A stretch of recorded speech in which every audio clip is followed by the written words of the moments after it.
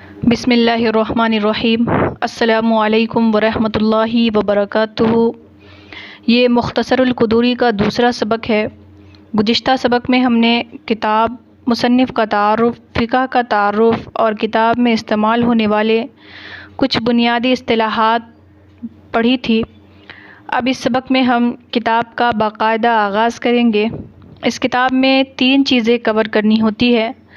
Number 1، جو کتاب کی عبارت ہے، عربی عبارت، وہ صحیح اعراب اور درست تلفظ کے ساتھ آنی چاہیے۔ اور دوسری چیز ہے عبارت کا ترجمہ، یعنی الفاظ کا جو ترجمہ ہے وہ صحیح معلوم ہونا چاہیے۔ اور تیسری چیز ہے اس کی تشریح اور تفصیل، یعنی کتاب میں جو مسائل بیان کیے گئے ہیں وہ مسائل تشریح اور تفصیل کے ساتھ معلوم ہونی چاہیے۔ تو اس کی ترتیب یہی ہونی چاہیے کہ جو کتاب کا آنے والا سبق ہے، یعنی جو سبق پڑھنا ہے، اس سبق کو پڑھنے سے پہلے عبارت کو حل کریں، یعنی صرف اور نحو کے جو قواعد پڑھے ہیں ان قواعد کی روشنی میں کتاب کی عبارت کو حل کرے، پھر اس کے بعد اس کا ترجمہ دیکھے اور تشریح وغیرہ بھی دیکھ لے۔ اس سے فائدہ ہوگا کہ جو ہم کتاب پڑھیں گے تو اس کے پڑھنے میں آسانی ہوگی۔ تو چلیے اب اس کتاب کو پڑھنا شروع کرتے ہیں۔ تو سب سے پہلے اس کتاب کی عبارت شروع ہو رہی ہے کتاب الطہارت سے۔ تو کتاب الطہارت سے ہی اس کتاب کا آغاز کیوں کیا گیا؟ اس لیے کہ فقہ میں انسان کے جو افعال ہے ان سے بحث کی جاتی ہے۔ تو انسان کے جو اعمال اور افعال ہے وہ 2 قسم کے ہیں۔ نمبر 1 عبادات اور نمبر 2 ہے معاملات۔ عبادات کا تعلق اللہ تعالیٰ کے عبادت کے ساتھ ہے اور معاملات کا تعلق بندوں کے حقوق کے ساتھ ہے۔ تو اللہ تعالیٰ کی عظمت شان کی وجہ سے جو اللہ کے حقوق ہے، عبادات، ان کو پہلے بیان کیا ہے اور اس کتاب میں، اور جو معاملات ہے اس کو بعد میں بیان کیا گیا ہے۔ پھر عبادت میں سب سے اہم عبادت اور بنیادی جو ستون ہے وہ نماز ہے، اس لیے نماز کو سب عبادتوں سے مقدم کیا ہے، اور نماز کی جو کنجی ہے وہ طہارت ہے، اور نماز سے پہلے جو بنیادی چیز ہے وہ بھی طہارت ہے اور پاکیزگی ہے، اس لیے نماز سے پہلے طہارت کو بیان کیا گیا ہے۔ یہ وضو کے فرائض ہے جو ابھی اس آیت کے اندر بیان کیے گئے ہیں۔ وضو کے فرائض میں سب سے پہلے نمبر 1 ہے چہرے کا دھلنا۔ وَفَغْسِلُوا وُجُوهَكُمْ، کیا ہے؟ چہرے کا دھلنا۔ وجوہ یہ جمع ہے وجہن کی، اور چہرے کا دھلنا یعنی پیشانی کے بالوں سے لے کر ٹھوڑی کے نیچے تک، اور ایک کان کی لو سے دوسری کان کی لو تک۔ اس کے بعد نمبر 2 ہے ایدیکم الی المرافق، یعنی دونوں ہاتھوں کا دھلنا۔ یہ ایدی یہ جمع ہے یدن کی، اور مرافق یہ مرفقن کی جمع ہے۔ دونوں ہاتھوں کا دھلنا کہنیوں تک، یہ دوسری فرض ہے وضو کے اندر۔ اور نمبر 3 ہے وَامْسَحُوا بِرُؤُوسِكُمْ، رؤوس یہ جمع ہے راسن کی، سر کا مسح کرنا، یہ نمبر 3 ہے۔ اور نمبر 4 ہے ارجلکم الی الکعبین، اور دونوں پاؤں کا دھلنا ٹخنوں تک۔ تو یہ وضو کے فرائض ہے۔ آگے چلتے ہیں۔ آگے ہے فَفَرْضُ الطَّہَارَةِ غَسْلُ الْأَعْضَاءِ الثَّلَاثَةِ وَمَسْحُ الرَّأْسِ والمرفقان والقعبان تدخلان فی فرض الغسل عند علماء الثلاثة خلافا لزفر رحمہ اللہ تعالی، کہ فرض ہے وضو کے اندر، طہارت سے مراد یہاں پر وضو ہے، کہ فرض ہے وضو میں تینوں اعضاؤں کا دھلنا۔ یہ غسل الاعضاء الثلاثہ ہے، تینوں اعضاؤں کا دھونا۔ ومسح الراس، اور سر کا مسح کرنا۔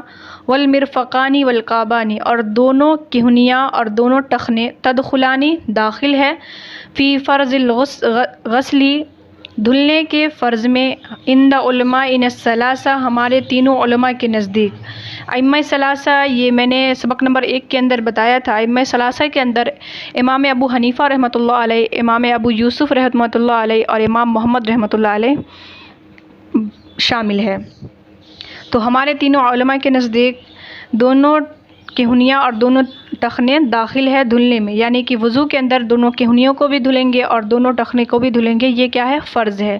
لیکن کیا ہے؟ خلافاً لزفر رحمہ اللہ تعالی، لیکن اختلاف ہے امام زفر رحمۃ اللہ علیہ کا، یعنی یہاں پر امام ظفر رحمۃ اللہ علیہ اختلاف کرتے ہیں کہ دونوں کہنیاں اور دونوں ٹخنے جو ہے یہ وضو کے اندر فرض میں داخل نہیں ہے، کہ اس کو دھلنا ضروری نہیں ہے، لیکن ہمارے جو ائمہ ہیں وہ کہتے ہیں کہ نہیں، دونوں ٹخنے اور دونوں کہنیاں دھلنے کے اندر داخل ہے، یعنی وضو کے اندر ان کو دھلنا فرض ہے۔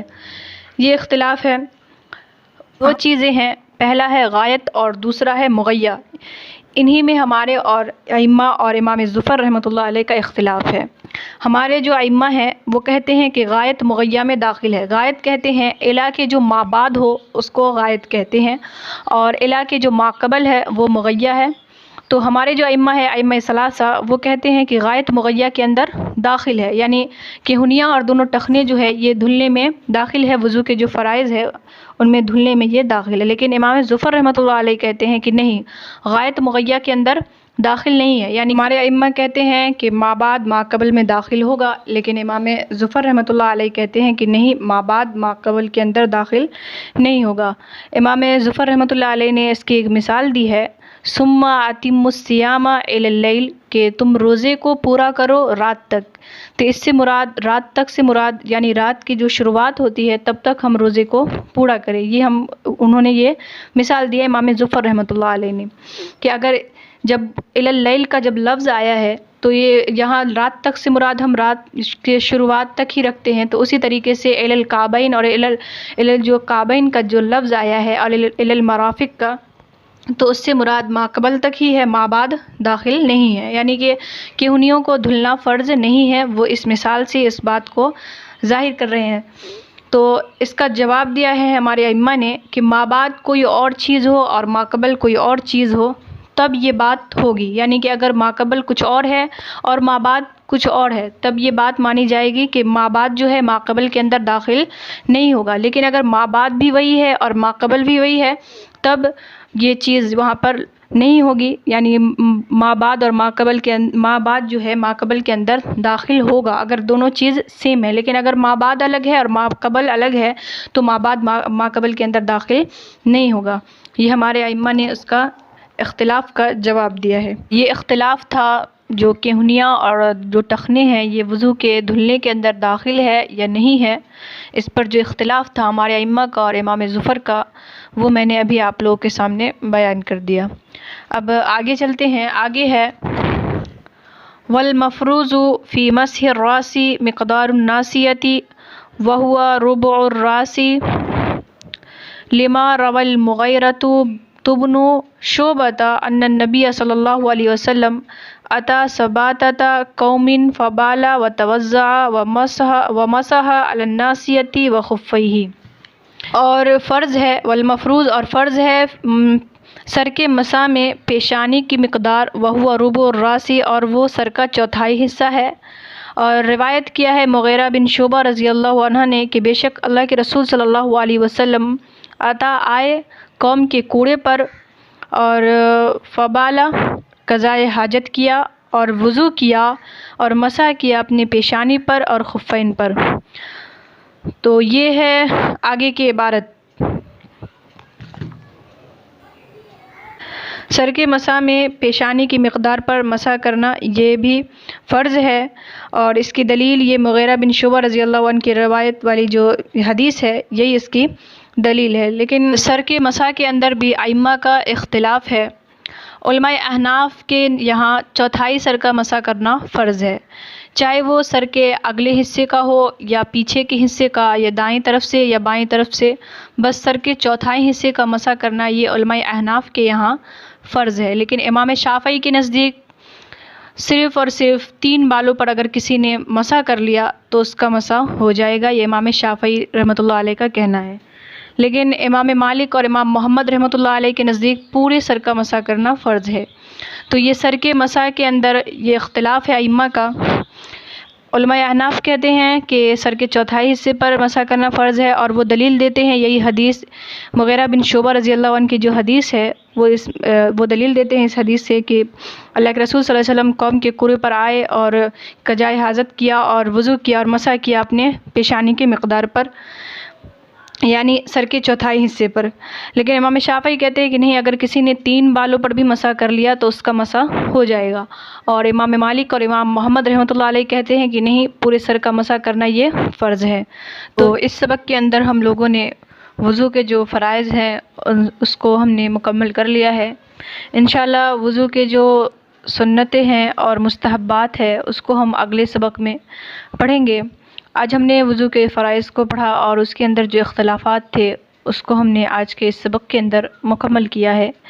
इंशाअल्लाह धीरे धीरे हम आगे बढ़ते जाएंगे और अगले सबक में हम वज़ू की जो सुन्नतें हैं और मुस्तहब्बात है उसको पढ़ेंगे। तो आज के लिए बस इतना ही।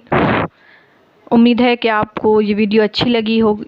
वीडियो अच्छी लगी है तो लाइक शेयर कर दीजिएगा, और अगर मेरे चैनल पर नए हैं तो चैनल को सब्सक्राइब करके बेल आइकन प्रेस कर दीजिएगा ताकि मेरी हर आने वाली वीडियो की नोटिफिकेशन आपको बिल्कुल टाइम पे मिल जाए।